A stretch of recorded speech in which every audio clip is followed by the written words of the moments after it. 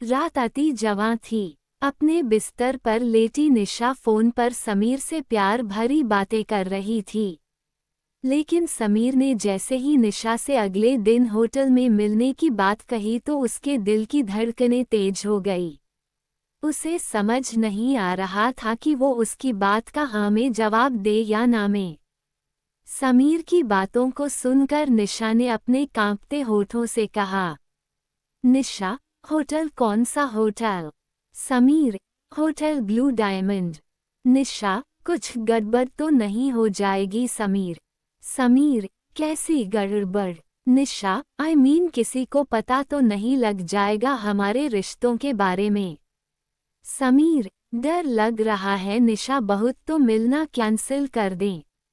निशा थोड़ी देर खामोश रही। उसने अपने बिस्तर के सामने रखे अपने पति पंकज की तस्वीर की ओर देखा। फिर कुछ सोचा और समीर से कहा, निशा, समीर, जब प्यार किया तो डरना क्या, मैं आ रही हूँ तुमसे मिलने। अगले दिन निशा समीर से मिलने होटल ब्लू डायमंड पहुँच गई। उसने लाल रंग की साड़ी पहन रखी थी।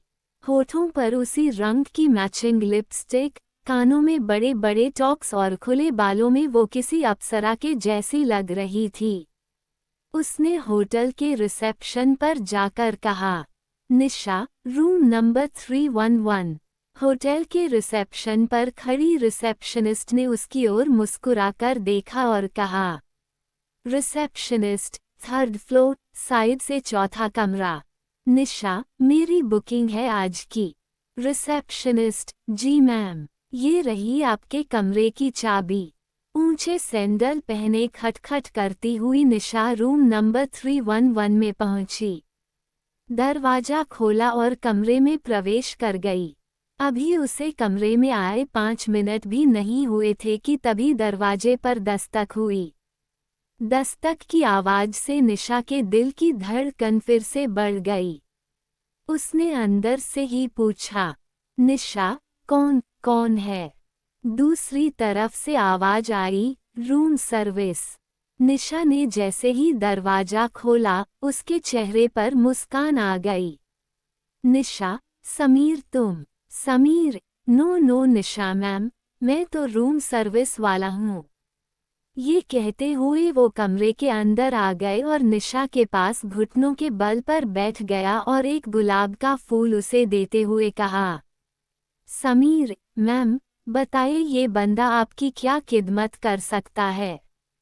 निशा ने उसके हाथों से गुलाब लिया और कहा, निशा, बस ये बंदा मुझे ढेर सारा प्यार करे, ढेर सारा। ये कहकर वो समीर के गले लग गई। कुछ देर बाद वह सुध-बुध भुलाकर एक दूसरे में खो गए। निशा शादीशुदा थी। पंकज से 3 साल पहले ही उसकी शादी हुई थी। लेकिन पंकज कारोबार में इतना उलझा रहता है कि उसे निशा की कोई फिक्र नहीं होती। 11 जनवरी को दोनों की शादी हुई थी। निशा बहुत अरमानों के साथ नए घर में आई थी। वहां पर उसके लिए सब कुछ था, लंबी गाड़ी, बड़ा घर, नौकर चाकर। लेकिन सिर्फ पंकज का प्यार नहीं था। पंकज, अरे निशा, मैंने कहा ना, अभी बहुत काम है यार। माल की सप्लाई बाकी है। कुछ नए ऑर्डर भी मिले हैं। उनके लिए रॉ मटेरियल का अरेंजमेंट भी करना है। सुनो ना, 2 महीने रुक जाओ ना, फिर हम चलेंगे हनीमून पर। निशा, कोई नहीं, वो आपने ही कहा था इसलिए मैंने याद दिलाया। वैसे भी काम तो काम है, वो तो करना ही है। लेकिन शादी के 3 साल हो गए। पंकज के वो 2 महीने आए ही नहीं जब उसने वादा किया था कि वो हनीमून पर जाएंगे। निशा ने भी उससे कहना छोड़ दिया। उसे समझ आ गया था कि पंकज सिर्फ अपने कारोबार से प्यार करता है। रात के 12:30 बज गए। निशा, हर दिन यह इतनी देर से आते हैं। अरे, काम कौन नहीं करता, लेकिन काम के चक्कर में अपने घर को, अपनी बीवी को भूल जाना सही तो नहीं है। मुझे तो लगता है ये घर सिर्फ सोने के लिए आते हैं। इनका वश चले तो ये ऑफिस में ही सो जाएं। पिछले 2 सालों से पंकज शादी की सालगिरह पर निशा को बाहर ले जाने की बात कह रहा था, लेकिन वो भी उसे याद नहीं रहता। शादी की 3री सालगिरह की बात है। पंकज, अरे निशा, मैं प्रॉमिस कर रहा हूँ, आज मैं बिल्कुल भी नहीं भूलूंगा। आज हम दोनों न सिर्फ बाहर खाएंगे बल्कि लॉन्ग ड्राइव पर भी चलेंगे। और अगर मैं भूल भी गया तो मुझे शाम को 7 बजे कॉल करके याद दिला देना। ठीक है, चलो अब मुझे जाने दो। And happy anniversary. ये कहकर पंकज फैक्ट्री के लिए निकल गया। रात के 8 बज गए, पंकज घर नहीं आया। निशा ने उसे कॉल किया। निशा, क्या हुआ पंकज? आप अभी तक निकले नहीं हैं। 8 बज गए हैं। पंकज, निशा, माय डियर वाइफ, मैं भूला नहीं हूँ। थोड़ी देर और यार, मैं निकलता हूँ। एक काम करो, तुम ड्राइवर को बोलो तुम्हें होटल सनशाइन में छोड़ दें। मैं तुम्हें वहीं मिलता हूँ। निशा होटल सनशाइन में पहुँच गई। वहाँ पहुँचकर उसे 10 बज गए, लेकिन पंकज नहीं आया। उसने 2 बार उसे कॉल भी किया, लेकिन उसने उसका कॉल कट कर दिया। निशा, गलती मेरी ही है। मैं ही उनसे कुछ ज़्यादा एक्सपेक्टेशन लगा लेती हूँ। उनकी पहली प्रायोरिटी उनका काम ही है। निशा ने घड़ी की ओर देखा। 10:30 बजने वाले थे। उसने एक बार और कॉल किया। इस बार पंकज ने कॉल पिक कर लिया। पंकज, क्या तुम बिल्कुल स्टूपिड हो क्या? अरे मैं यहाँ काम में बिजी हूँ और तुम कॉल पर कॉल किए जा रही हो। निशा, लेकिन आपने तो मुझे यहाँ होटल सनशाइन में वेट करने के लिए कहा था। पंकज, हाँ कहा था, लेकिन काम भी तो है, उसे छोड़ कर आ जाऊं। सुनो, एक काम करो, तुम डिनर कर लो। मेरा आना थोड़ा मुश्किल है। निशा, आज हमारी एनिवर्सरी है पंकज। पंकज, हाँ तो क्या हुआ? तुम अकेले एंजॉय कर लो ना स्वीट हार्ट। चलो अब मैं फ़ोन रखता हूँ, मुझे बहुत काम है। पंकज की बातें निशा के कानों में गूंजने लगी। अकेली एंजॉय कर लो ना, उसकी आंखों में आंसू आ गए।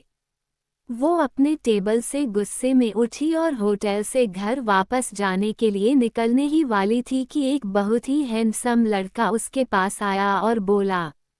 लड़का, excuse me ma'am, my name is Sameer. आप किसी का वेट कर रही हैं क्या? निशा, आपको उससे क्या मतलब? समीर, देखिए, मुझे गलत मत समझिए। मैं बहुत देर से आपको देख रहा हूँ कि आप परेशान हैं। किसी को बार बार कॉल भी कर रही है। कोई आने वाला है क्या? समीर की बातों को सुनकर निशा फूट पड़ी। उसकी आंखों से आंसू सारे बांध तोड़कर बहने लगे। समीर, क्या हुआ मैम? आप रोने क्यों लगी? कोई प्रॉब्लम है तो आप मुझे बताइए ना। पता नहीं उस घड़ी ऐसा क्या हुआ। निशा का अकेलेपन का दुख उससे संभाला नहीं गया। उसने सारी बातें समीर से कह दी। समीर, जानती हैं, किसी भी रिलेशनशिप को बांधकर जो रखता है वो है प्यार। इंसान कितना भी परेशान हो, अगर प्यार से कोई गले लगा लेता है ना तो बड़ी से बड़ी परेशानी भी बर्फ की तरह पिघल जाती है। अफसोस कि आपके पास सब कुछ रहते हुए भी प्यार से गले लगाने वाला वो शख्स नहीं है जिसके गले लगकर आप सब कुछ भूल जाएं। समीर की ये पहली मुलाकात थी। उस पहली मुलाकात में समीर का जादू निशा पर चढ़ गया था। समीर एक सिंगर था। उसकी एक एक बात निशा को बहुत पसंद आती थी। वो जिस तरह निशा का ध्यान रखता, उसकी केयर करता, ये बात निशा को बहुत अच्छी लगती। समीर को भी निशा बहुत पसंद थी। हालांकि दोनों ने कभी एक दूसरे को खुलकर नहीं कहा, लेकिन आखिर कब तक वो इससे दूर रहते। एक दिन समीर ने ही निशा को प्रपोज कर दिया। निशा, समीर, तुम जानते हो ना मैं शादीशुदा हूँ, फिर भी मुझे प्रोपोज कर रहे हो। समीर, क्या मैं एक शादीशुदा से प्यार नहीं कर सकता? क्या ये किसी किताब में लिखा है? निशा, किताब में तो नहीं लिखा, लेकिन समाज में से गलत समझा जाता है। समीर, किस समाज की आप बात कर रही हैं निशा? प्यार करने से कोई समाज किसी को नहीं रोक सकता। अरे, प्यार ही तो वो शक्ति है जिससे आपका समाज चलता है। अगर उसे ही निकाल देंगे तो फिर क्या बचेगा? समीर की बातें निशा को समझ तो नहीं आई, लेकिन समीर के बिना वो नहीं रह सकती थी। दोनों छिप छिप कर मिलने लगे। उन्होंने सारी सीमाएं भी कई बार लांघ दी। उसे नहीं पता था कि समीर उसका यूज कर रहा है। उसने निशा से लाखों रुपए ऐंठ लिए थे और वो उससे अयाशी करता था। समीर, सोने के अंडे देने वाली मुर्गी हाथ लगी है मेरे। अपनी लाइफ तो बिल्कुल सेट है।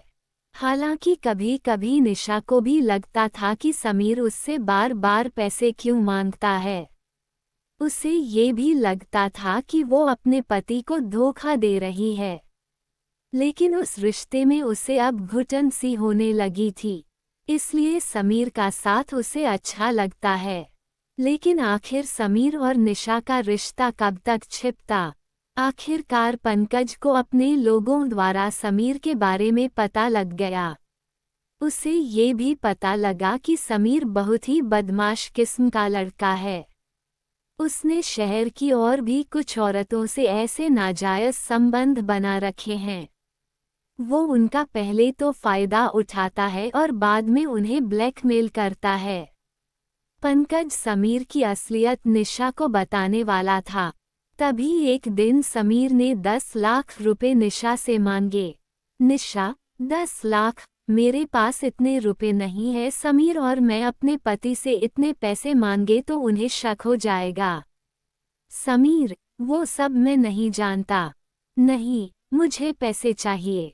अगर तुमने मुझे पैसे नहीं दिए तो मैं तुम्हारे पति से पैसे मांग लूंगा। निशा, ये तुम क्या कह रहे हो? तुम तो मुझसे प्यार करते हो। समीर, मैं प्यार सिर्फ पैसों से करता हूँ निशा, पैसों से। पैसे दो नहीं तो तुम्हारी इज्जत नीलाम कर दूंगा। निशा, नहीं समीर, तुम कुछ ऐसा मत करना। पंकज ने निशा और समीर की सारी बातें सुन ली। उसने उससे कहा, पंकज, वो बहुत बदमाश लड़का है निशा, बहुत बदमाश। निशा, कौन? किसकी बातें कर रहे हैं आप? पंकज, वही जो तुम्हें फोन पर ब्लैकमेल कर रहा है। उसके बाद पंकज ने समीर की सारी असलियत निशा को बताई और उससे कहा, पंकज, निशा, क्या कमी रखी मैंने तुम्हारे पास? महंगी से महंगी गाड़ी है, बड़ा बंगला है, नौकर चाकर की लाइन लगी रहती है तुम्हारे आगे पीछे। बोलो, इससे ज्यादा और क्या मैं दे सकता हूँ? निशा, प्यार ही नहीं दिया आपने मुझे कभी। 3 साल से अधिक हो गए हमारी शादी को, लेकिन आपके घर में मैं सिर्फ एक सामान की तरह हूँ। जो रहे या चाहे ना रहे, आपको कोई फर्क नहीं पड़ता। कभी आपने 2 मिनट बैठकर मुझसे कुछ पूछा? कभी प्यार से मुझे गले लगाया? कभी प्रेम से मेरी तरफ देखा नहीं? कभी नहीं। काम काम काम, आपके लिए काम ही सब कुछ है। मैं जानती हूँ कि मैंने गलती की है, लेकिन कसूरवार आप भी है। पहली बार पंकज को लगा कि उससे सही में बहुत बड़ी गलती हो गई। वो अपनी फैक्ट्री, अपने क्लाइंट्स और अपने काम में ही बेज़ैद रह गया। उसे 2 मिनट की फुर्सत उस शख्स के लिए नहीं थी जिसे वो अग्नि के आगे 7 फेरे लगाकर लाया था। उसे तो लगता था कि पैसा ही सब कुछ है। वो सारी चीजें निशा को दे तो रहा था, लेकिन प्यार और अपना समय वो उसे दे ही नहीं पाया जिसकी जरूरत उसे सबसे ज्यादा थी। पंकज, निशा, मैंने बहुत बड़ी गलती की है, लेकिन मैं इस गलती को सुधारना चाहता हूँ। प्लीज, मुझसे दूर मत हो। मुझे माफ कर दो। मैं वादा करता हूँ कि मैं बिल्कुल बदल जाऊंगा। निशा, आप भी मुझे माफ कर दीजिए। मुझे नहीं पता था कि वो बदमाश मेरी घरेलू परेशानी की आड़ में मेरा फायदा उठा रहा है। आप इसी समय पुलिस को फोन करिए। मुझे उस बदमाश को सबक सिखाना है। निशा ने पंकज को माफ कर दिया। गलती दोनों तरफ से हुई थी। उन दोनों को एहसास था। उसके बाद पंकज बिल्कुल बदल गया। उसे प्यार और पत्नी दोनों की अहमियत समझ आ गई। दोस्तों, अगर वीडियो अच्छा लगा तो वीडियो को लाइक और चैनल को सब्सक्राइब जरूर करें। और इन कहानियों को सुनाने का उद्देश्य किसी को परेशान करना बिल्कुल भी नहीं है। ये कहानी आपको इसलिए सुनाई जाती है ताकि आप लोग इन कहानियों में से कुछ न कुछ सीख सको और अपने जीवन में उस चीज़ को अप्लाई कर सको।